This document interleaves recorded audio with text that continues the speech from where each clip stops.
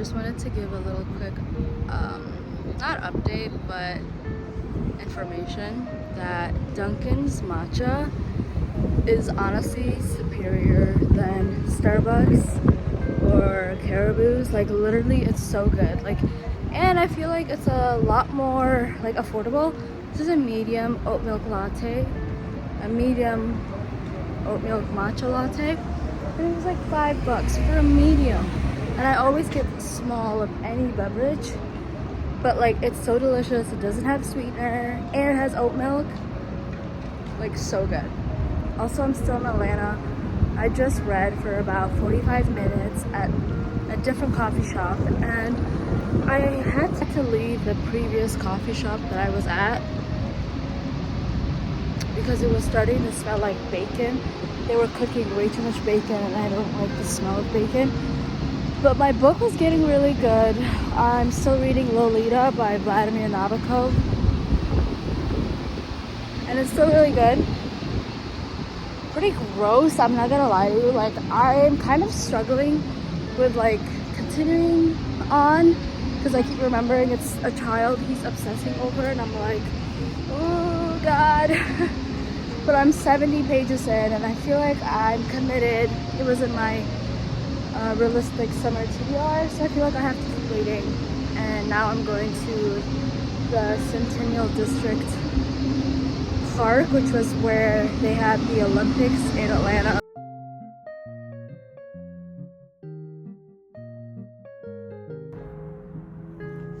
Hi, I'm about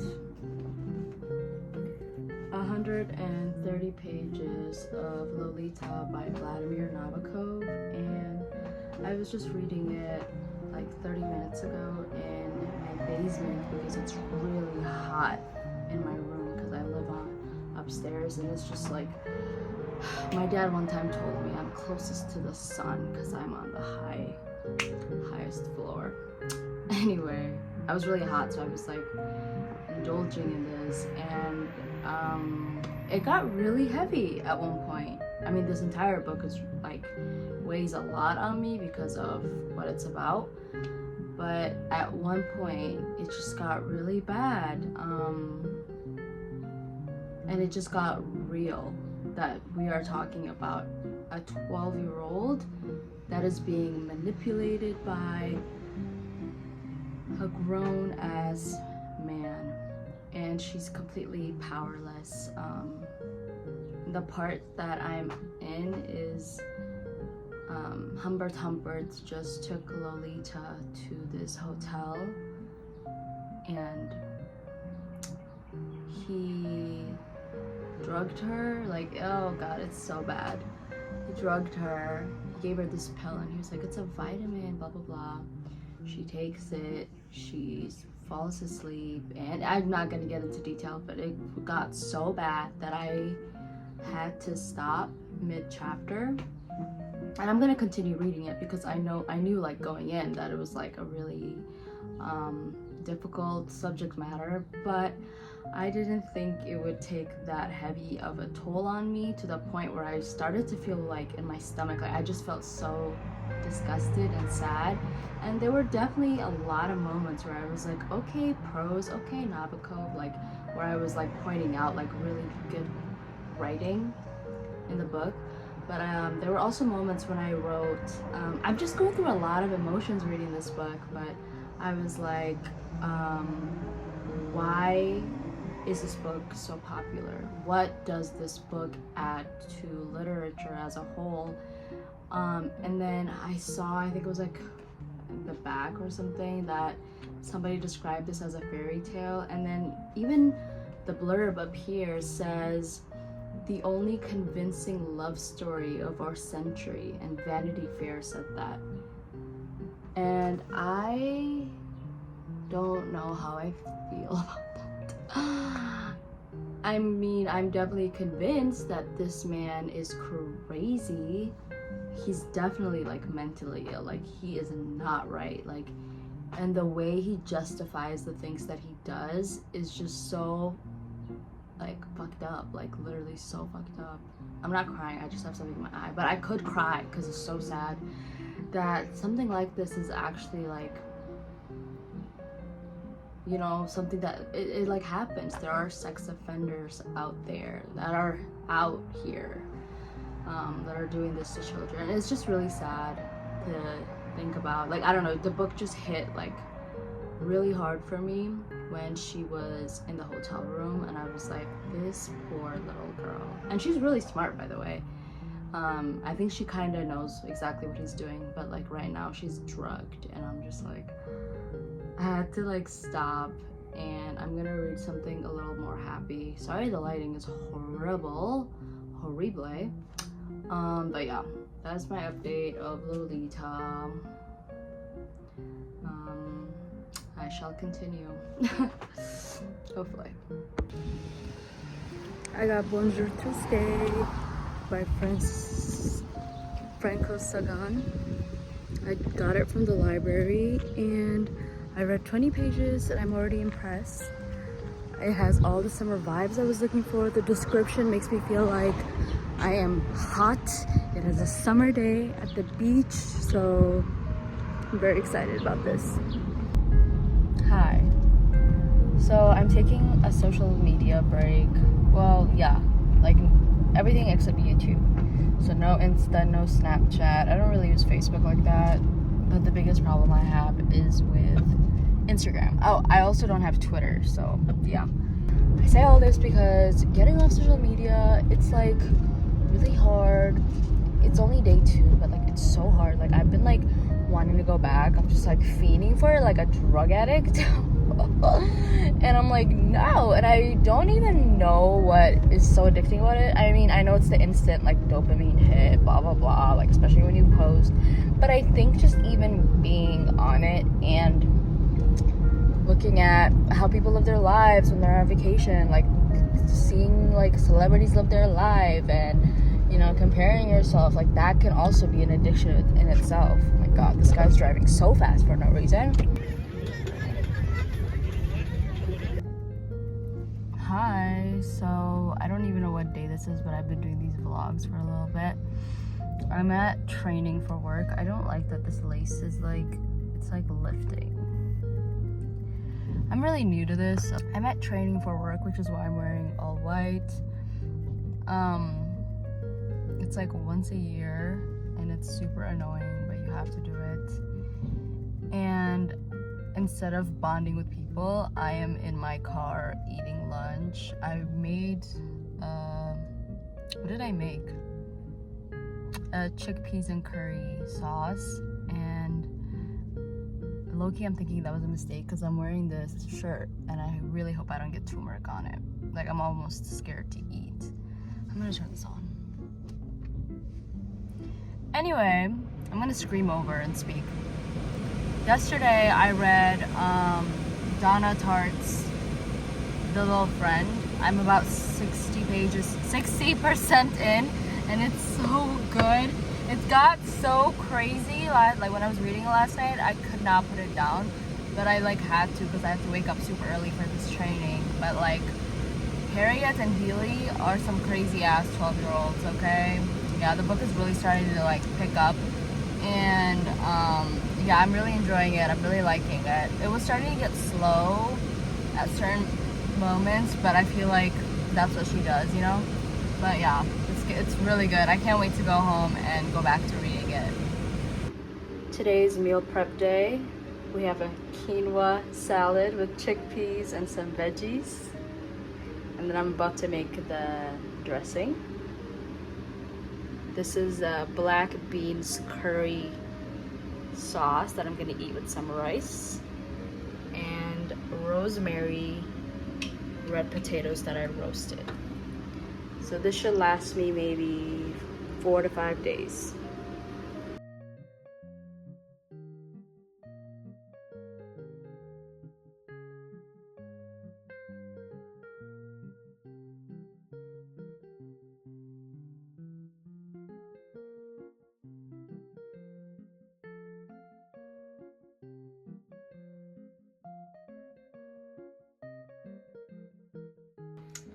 Hi, I feel like I literally have not updated this vlog in like 4 days or something.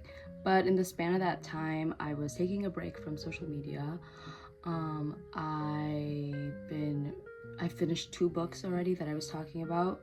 I've started a new book, so I was getting some reading done.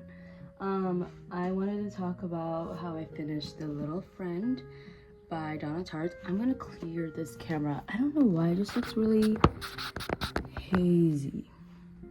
I don't know if that made a difference. The Little Friend by Donna Tartt. I was like going back and forth between a 3 out of 5 or 4 stars out of 5. I wasn't sure what to give it. Sorry, I just got a text. I ended up giving it eventually a 4 out of 5. I'm still not sure. Was it a good book? Yes. Was the writing good? Yes. I kind of had to like think about this book after finishing it for a couple of days, and I was like, okay, what like stood out to me and what did I like most about it? And the only thing I could think of was like the writing was so good that I felt like I was transported to Mississippi in the early 70s, which is something Donna Tartt is really good at. And so I was feeling really like warm and hot. I could feel the sun on me. Like I really felt like I was in this book. And I like that. And I guess I also really, with her like transporting the reader into this book, I really felt like I could understand what racism was really like in the early 70s, especially towards Black people back in the early 70s, and especially when it was dealing with the maid of the main character, Harriet, and how terribly she was treated. Like they would be like, oh, like we love Ida was her name, Ida Rue. She's been Harriet's like nanny and the maid in the family since she was like an infant, and Harriet's is 12, and they're like, oh, we love her so much, blah blah blah, but they won't drink out of the same glass that she drinks water out of. Like she would have a separate one. But in this book, Harriet is talking about how she can like physically, she just like feels lost without Ida, and how much she loves her and all this crazy stuff. But then you can really see like the foundation of like how racism really got these people on like a chokehold pretty much. And yeah, that was really interesting to read about. I feel like Donna Tartt isn't trying to feed you like this like politically correct things. Instead, she's kind of like allowing you to come up with your own interpretations. And I think Ida the maid was like a very like prominent example of how they were still racist towards her, even though it's not like intentionally like racism, you know what I'm saying? They would show it in like little ways, or like comments that the grandmother Eddie, the grandmother of Harriet, would make about her. So that was like an interesting take. I really enjoyed that. It was really sad to read about because some of the descriptions that Donna Tartt would have would be like dirty Black people or like whatever, and I'm like, ooh, God, like I hate this. And like I've gotten better at like separating the authors, like who the author is and what their thoughts are versus like the characters they write about and the story they write about. So at first when I started reading this, I was like, oh my God, Donna Tartt is dropping the N-word constantly, like is she being racist, da da da. And it was like, that's not what's happening. This is just, I think I mentioned this in my last video. I was like, the N-word was a normal word in white folks' vocabulary, so I was just kind of like having to remind myself that a lot.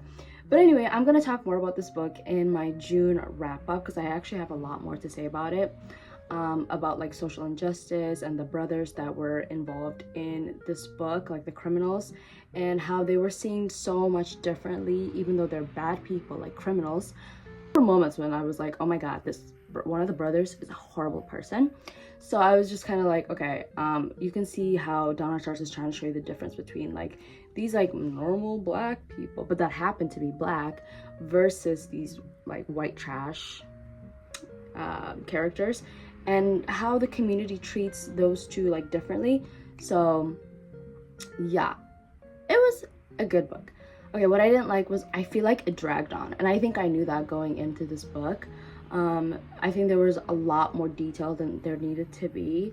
I also felt like the premise of the book was a little bit forgotten, which is about, you know, Harriet's brother Robin that was murdered like literally hanging by a tree in front of their house, like literally. So like I feel like that premise was kind of forgotten.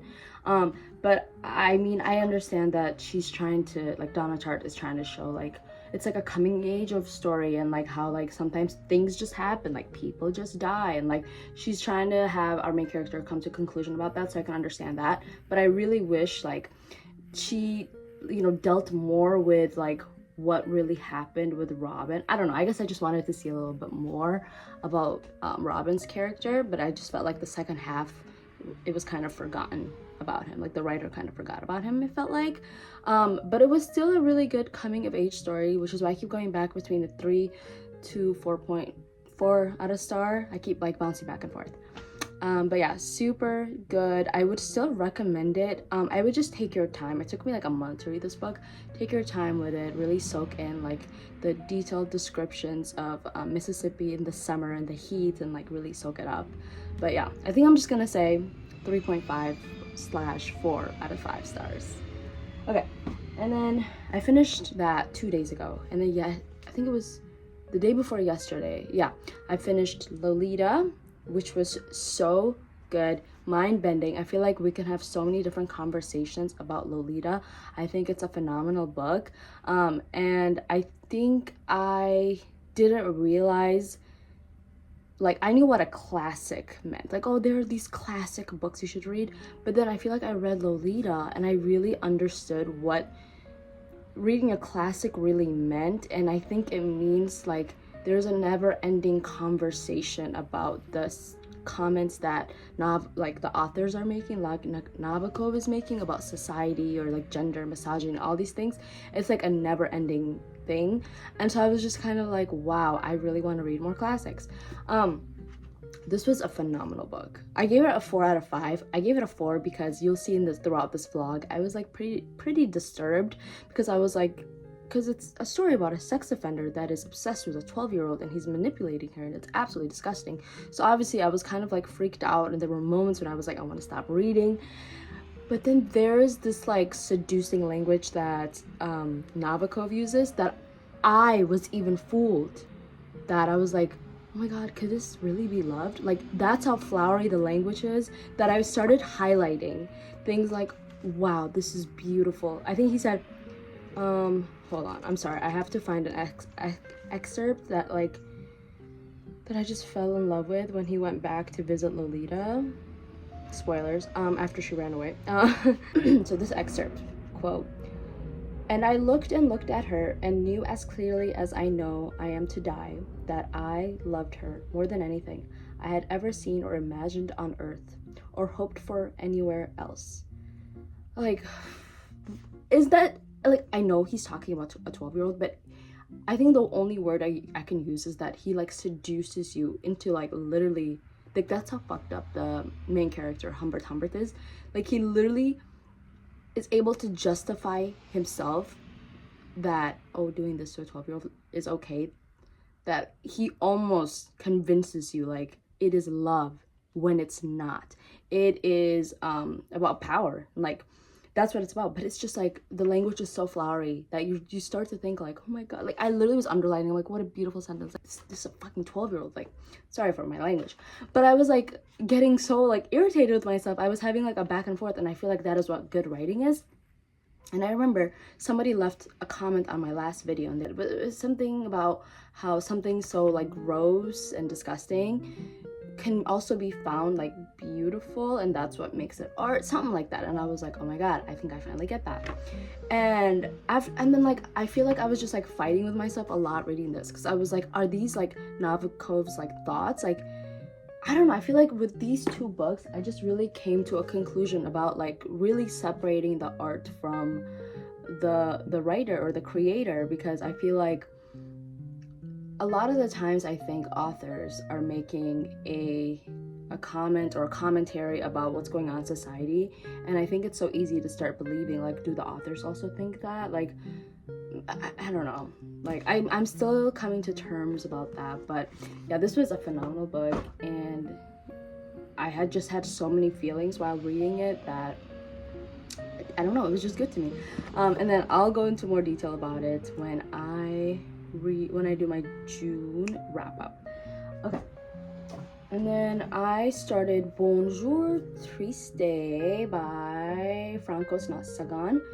This is so pretty and beautiful, and I really feel like I am in the French Riviera, and like the sun is soaking me up right now. Like it's pretty good. It's this like spoiled girl that needs to get it together. It's a coming of age story, and there's a woman that has just entered this 17-year-old daughter and her father's home, and you know, she's starting to have like a romantic love. The woman's name is Anna, that has entered their life with the father, and she, our main character Cecile, the 17-year-old, is just feeling really like ostracized, and she's just kind of like, why is this woman not letting me do what the heck I want? Like she's telling her like, oh, you know, you gotta stop messing with this boy at the beach that I keep seeing you with, like focus on your studies. And she's kind of like putting structure in her life, and Cecile is like, let me live my life, and she's like very spoiled. And the dad is just kind of like not really there, I feel like he doesn't really know how to like be like I don't know, lead his child, I guess. But yeah, I'm really enjoying this. Super good. I'm about 62 pages. I think I might get done with this book today because it's super short. And then I'm gonna keep reading What I Talk About When I Talk About Running by Haruki Murakami. Okay, well, that concludes the vlog. I hope you guys enjoy it. I feel like I've been like compiling like footage for the past like 2 weeks, and I was like, okay, I think it's time to end the vlog. And yeah, so I hope you guys have a wonderful day. Thank you so much for watching. Bye bye.